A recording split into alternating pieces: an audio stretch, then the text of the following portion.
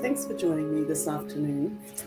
It's 5 o'clock here in Queensland. It's all sorts of times all around the world. Whatever time you're joining us, thanks very much for joining. I would love you to put in the comments what you think the answer to the question is. What is this incredibly important thing that you need to be doing? What do you think it is? Pop it in the comments when you get a chance. Actually, what it is it's that you need to be loving yourself more. Now, if I said to you right now, how much out of 100% do you love yourself? I pretty much would guarantee that most people would not be in the high scoring, because we don't. We're not taught to do that. We're not taught that it's okay to love ourselves. But if you don't do that, if you don't actually recognize your own worthiness and love yourself enough, nobody else is going to do it. Nobody else can do it the way you can do it, because you know yourself better than anyone else does. And if you don't do it, then you're not going to be able to love others in your life as much as you want to.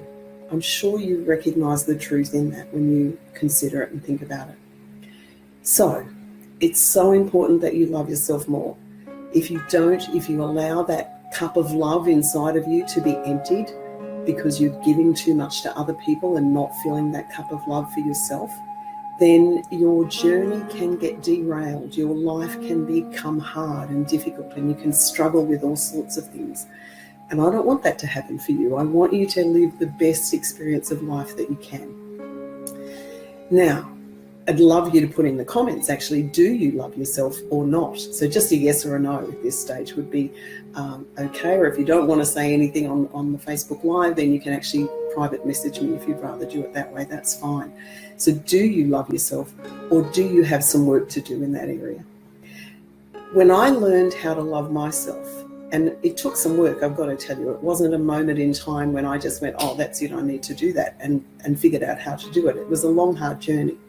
And that's why I'm talking to you about it today, because I'd like to make your journey into loving yourself more much easier, if I can do that. So I actually read a book called Dying to Be Me, which is written by Anita Moorjani, who had a near-death experience, and she came back from that near-death experience and she wrote the story of the journey that she was on. And she says that the most important thing that she learned on that journey was that we need to love ourselves more. It's a simple thing, but we don't do it enough. In fact, we're taught the opposite, aren't we? We're taught that it's not okay to love yourself.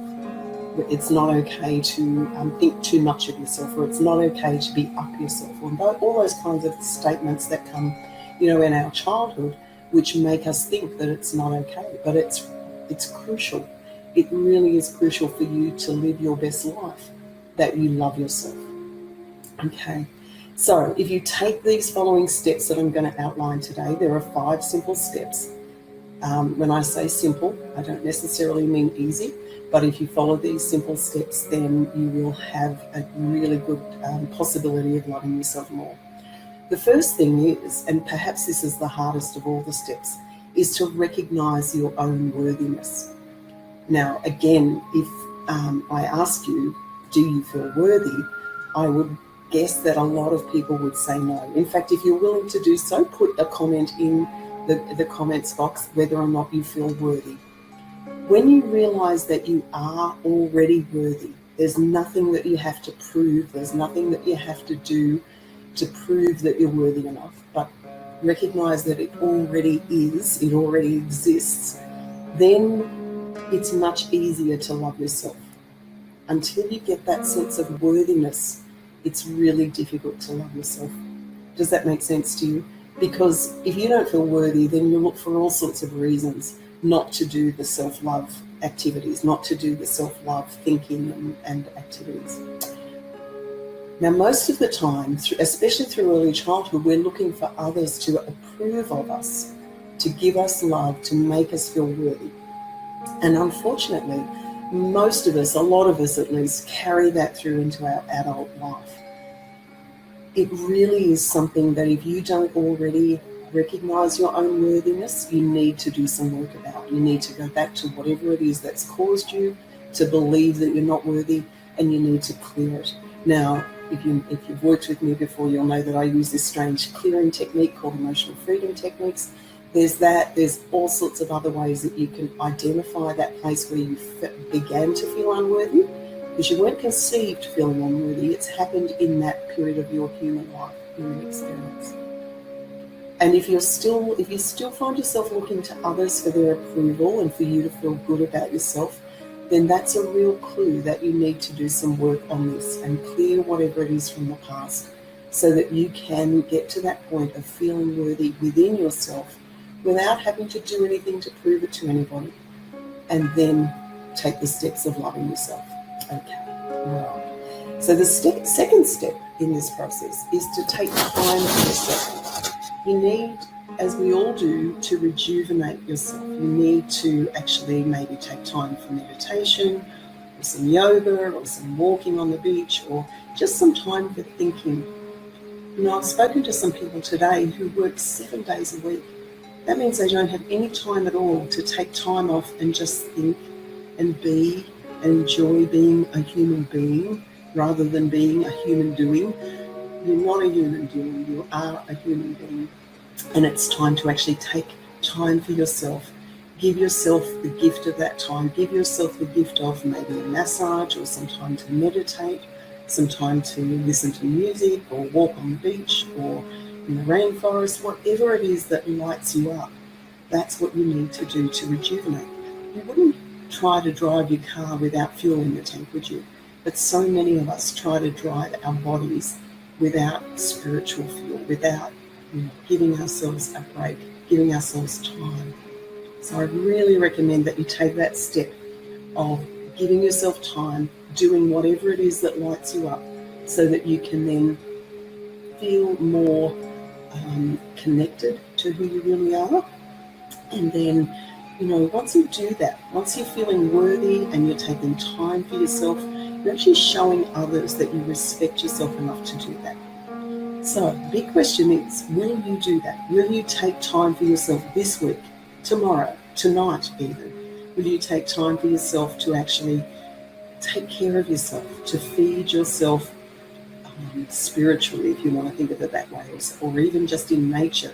However you do it, however feels good to you. If it feels good, you'll know you're on the right track. All right, now the third step that you need to take is understand that you're not here just to serve others.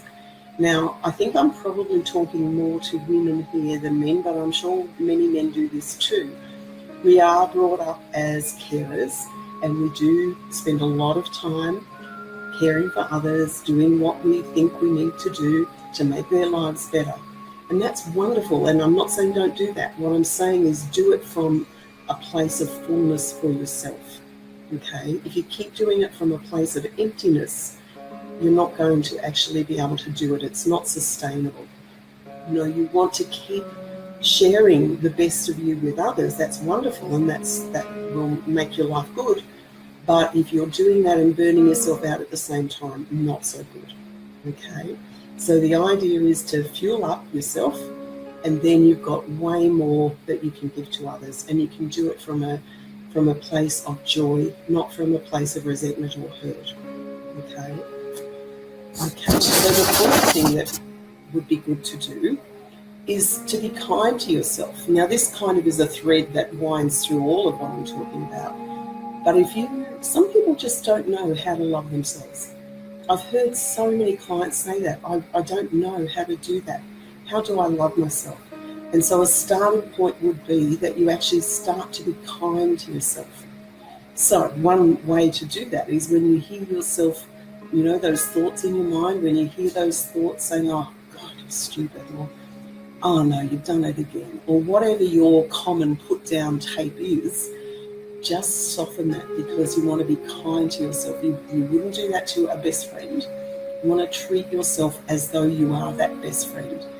So showing others that you're loving yourself, they're going to love you and respect you too. Be your own best friend. You know yourself better than anyone else does. If you're waiting for someone else to love you enough so that you can love yourself, that's never going to work for you. I can promise you that's a journey into a not good place. You don't want to keep on that road. You want to actually be able to separate yourself from expectation of others, love yourself enough, and then others will see that and then they can love you. But the most important thing is that you love yourself first. Okay, so how's that sounding to you so far? Are these sounding like things that you will do? So remember always the most important step here is to fill up your own cup. I'm sure you've all heard the people on the flights say, here's the mask, you've got to put your own mask on before you help others. It's exactly the same here. You've got to put your own loving yourself on before you can take care of others. So recognize that you've got to fill that cup up so that you can be the best version of you. Okay? All right. So if you can take those 5 steps, and things can change amazingly for you. When you take those 5 steps and you're actually taking responsibility to love yourself more and you're not expecting it from someone else, then things will turn around for you. Before I started to do this, I was actually probably in victim mode. I was blaming other people that my life wasn't turning out the way I wanted it to be.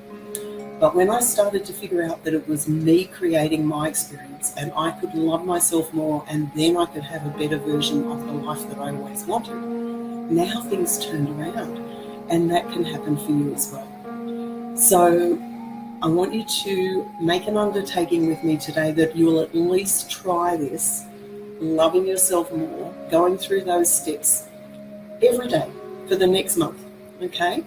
I would love you to say that you're going to do it every day for the rest of your life, but every day for the next month is a good place to start.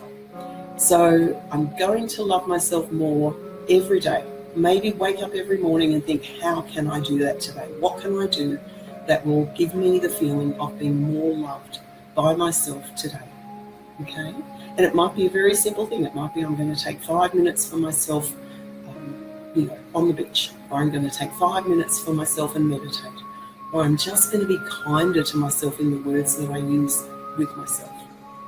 Or whatever it is, there are many ways. I've just outlined 5 of them.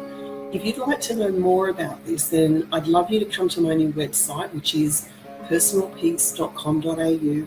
There you'll find the books that I've written, you'll find some videos, you'll find lots of information, lots of blogs.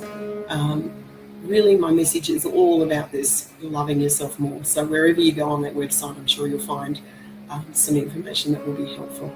If you'd like to do that, you're most welcome. If you want me to contact you about anything, then put a comment in the comments box here or private message me. I'm very happy to respond to you as soon as I get a chance to do that. So I want to close now. Wish you all the best. There's one more of these Facebook Lives before Christmas. That's next Monday at 5 o'clock. I'd love to see you then. Have a great week. Bye.